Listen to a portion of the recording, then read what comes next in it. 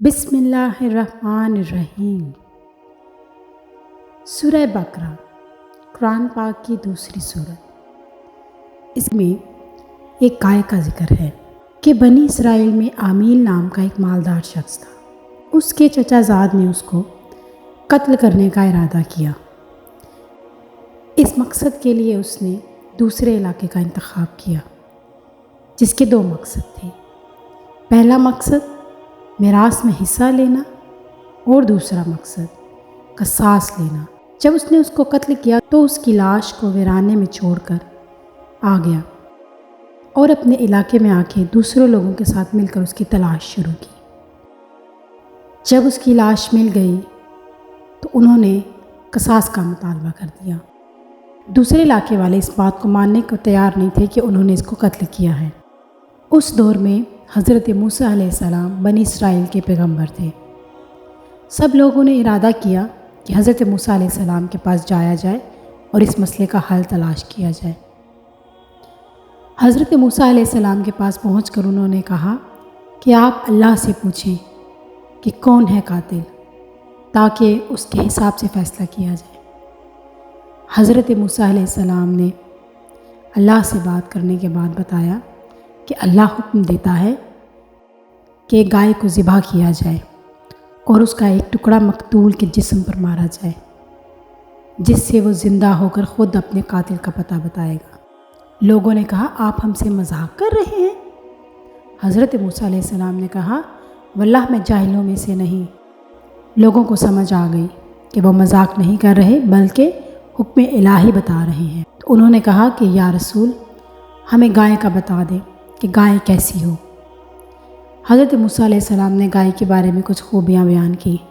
بنی اسرائیل والے گائے کو ذبح کرنے میں ٹال مٹول کر رہے تھے، اس لیے سوالات پہ سوالات کرتے جا رہے تھے۔ حضرت موسیٰ علیہ السلام نے پھر گائے کی تفصیل بتائی۔ نہ وہ بوڑھی ہو نہ کم عمر، درمیانی ہو، گہرے پیلے رنگ والی ہو، خدمت نہ لی جاتی ہو، زمین میں ہل نہ چلاتی ہو، کھیتی کو پانی نہ دیتی ہو، بالکل بے عیب ہو، بے داغ ہو۔ بنی اسرائیل نے کہا اب آپ ٹھیک بات لائے، اب ہم اس گائے کو تلاش کرنے میں کامیاب ہو جائیں گے۔ وہ ایسی گائے کو ڈھونڈتے ڈھونڈتے ایک علاقے تک پہنچے تو لوگوں نے بتایا کہ ایک گائے ایسی ہے جو ان سب خوبیوں کی حامل ہے۔ وہ گائے جس جوان کی ملکیت میں ہے، اس کے باپ نے کچھ سال پہلے اس گائے کو جنگل میں اللہ کی پناہ میں چھوڑ دیا تھا، تاکہ جب اس کا بیٹا جوان ہو تو وہ اس گائے کو جنگل سے لے آئے اور اس سے فائدہ حاصل کر سکے۔ بتایا جاتا ہے کہ وہ جوان بہت غریب تھا۔ اس کی ماں نے اس کو اس بچیا کا بتایا کہ بیٹا تمہارے باپ نے تمہارے لیے ایک گائے چھوڑی ہے، تم فلاں جنگل میں چلے جاؤ، تمہیں وہاں سے وہ گائے مل جائے گی۔ وہ بیٹا ماں کے بتائے ہوئے جنگل میں گیا اور جب اس نے مخصوص الفاظ بولے تو وہ گائے اس کے سامنے ظاہر ہو گئی۔ وہ بچہ اس گائے کو لے کر گھر آ گیا۔ اس کی ماں نے اس کو بولا کہ تم اس گائے کو جا کے شہر میں بیچ آؤ۔ کہا جاتا ہے کہ ان دنوں گائے کی قیمت 3 دینار تھی۔ ماں نے کہا بیٹا جب گائے کا سودا ہو جائے تو مجھے آ کے بتانا۔ بیٹے نے اس بات میں سر ہلایا اور چلا گیا۔ کہتے ہیں کہ راستے میں اس کو ایک آدمی ملا جس نے گائے کی قیمت 6 دینار لگائی۔ بچے نے کہا میں اپنی ماں سے پوچھ کر بتاتا ہوں۔ اس آدمی نے کہا تم ماں سے مت پوچھو، بس تم یہ گائے مجھے دے دو۔ اس نے کہا نہیں میں اپنی ماں کو بتاؤں گا۔ وہ گھر آیا، اس نے اپنی ماں کو سارا قصہ سنایا تو ماں نے کہا کہ جاؤ 6 دینار میں گائے کا سودا کر آؤ۔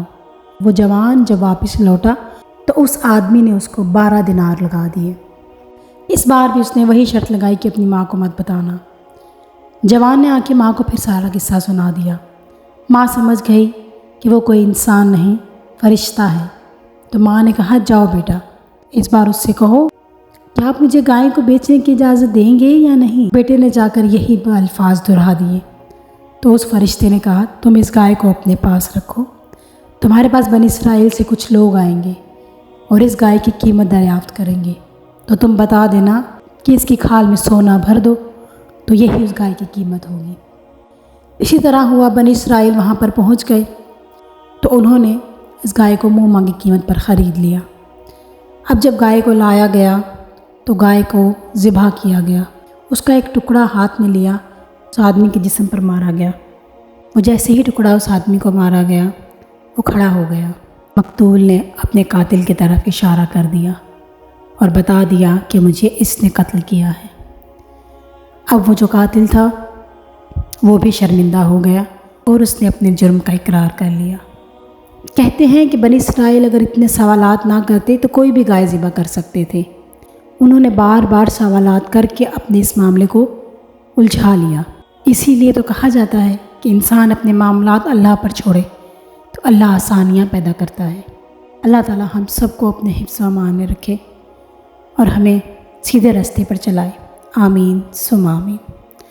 اللہ حافظ۔